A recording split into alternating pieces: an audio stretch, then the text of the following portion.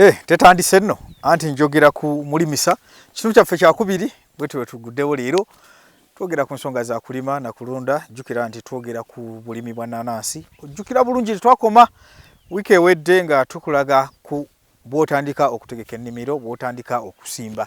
Awo we twakoma we twagala okutandikira tulabe weeyongerayo otya n'okusimba ennaanansi.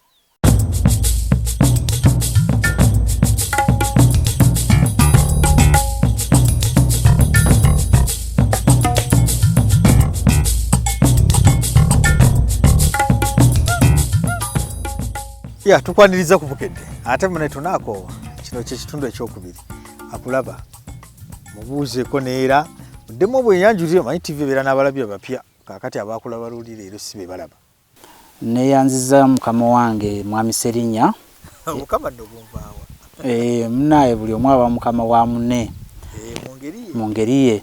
Erinnya nze Kabiito James essebo. Luli twakomanga tukyasimba oba tuli mu mbeera eyo ey'okusimba essebo tumaze okubukuba okusimba tusimbye so twakoma essebo bwe basimba nteekamu ku bigimusa siteekamu nsimba ntya nsimba busimbi nto neŋŋenda.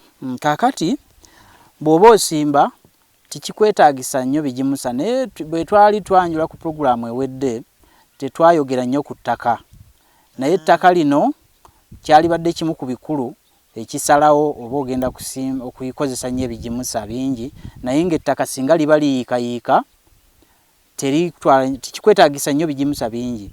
Ekyamazima nti mu nnaanansi bw'oba osimba toteekamu kigimusa mu kusimba, tosimbirako bigimusa, osimba nga bw'eri ng'ettaka bwe liri kyova olaba nga twagala nga liyiika esobole okubeera nga emirandira gyanguyirwa okutambula. Wali ogezezza kukisimbiramu n'ebigaana oba naawe gwe wayigirako zirima nga naye bwazirima bw'atyo? Kaakati ekyalibadde ekikulu nti ennaanansi ebeera bw'ogisimba ebiseera ebisinga tugisimba nga enkuba enaatera okuggwaayo oba bwe tusimba nga enaatera kuggwaayo oba nga enaatera okutandika. Ekyamazima nti zikwata nnyo mu biseera ebyo oba teyagala nkuba nnyingi nnyo nnyo nnyo nnyo ate bw'oba kwega kireeta nnyo omuddo mu nkuba ennyingi ennyo naye wano bw'eba egenza ogenza otta omuddo ogwali kutawaanyiza ng'ennaanansi zikyali nto. Kaakati engeri gye tusimba ng'enkuba enaatera okuggwayo oba ng'enaatera okutandika kituwa okubeera nga tetwetaaga bigimusa byonna kubanga amazzi gaba matono era twali tukigezesezzaako ng'era bikola bye bimu kubanga wali badde okozesa busa oba bigimusa ebya nakavundira naye weesanga nga bisigala nga bye bimu yasimbirako n'ataasimbirako naye mu maaso eyo asimbiddeko kiyamba okusingawo naye nga tugamba tekyali kutwalidde nnyo nsimbi zo kusimbirako bigimusa byonna. Tekyanditutte ensimbi. Kaakati ate okubiteekamu tekyanditutte ensimbi. Okubiteekamu mu kiseera kyakyo ennaanansi zeetaaga nnyo ebigimusa nga ziwezezza emyezi 8 okudda waggulu we zeetaagira ebigimusa. Kati kyetaagisa ne bwe mba nkalabye kayongobera ku myezi 3 ena anti olwogamba ekutte 5 paka 8. Ennaanansi ebigireetera okuyongobera oba okumyuka oba olumu tekiva ku bigimusa oba olumu ebirwadde oba ebiwuka oba okubanga amazzi ate tegaliiwo ennaanansi kisobola ogireetera okumyuka. Naye weesanga nga ku musana ate gwe kiwali badde ogamba nti oba bigimusa tebiriimu oba ng'ennaanansi lwesinga okubeera ng'erabika bulungi. Kati bw'olaba kamyuse kitegeeza waliwo akabonero akaliwo akakaleetedde ekyo. Bwe bitaba biwuka waliwo endwadde nga kyekigireetedde okubeera nga emyukirirawo.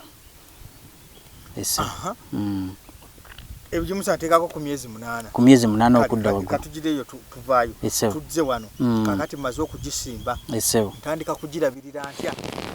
Bw'omala okusimba ennaanansi mu myezi gino 3 okuva ku mwezi gumu kw'osimbidde n'emyezi 3 ennaanansi w'ogyetegerereza enaakwata netaakwata naye gigenda okwera emyezi 3 ennaanansi zonna ziba zitandise okubeera nga zisituse nga ziraga nti zikutte. wolaba nga tekutte osobola okuzzaawo ennaanansi mu myezi egyo 3 zireme kwereka nti osobola okubeera nga ogizzaawo, naye nga amaaso na biki bikwolabira na ngeri ki gye zirabika weetegerereza mu myezi 3 ennaanansi awo we zitawaanyiza okukwasiza. Era mundabirira nti singa ennaanansi nga nyimpi zirumbibwa omuddo, zirumbibwa ebirwadde bye twalibadde tutunulira nti buuka, osobola okuddamu n'ofuuyira ng'okozesa eddagala.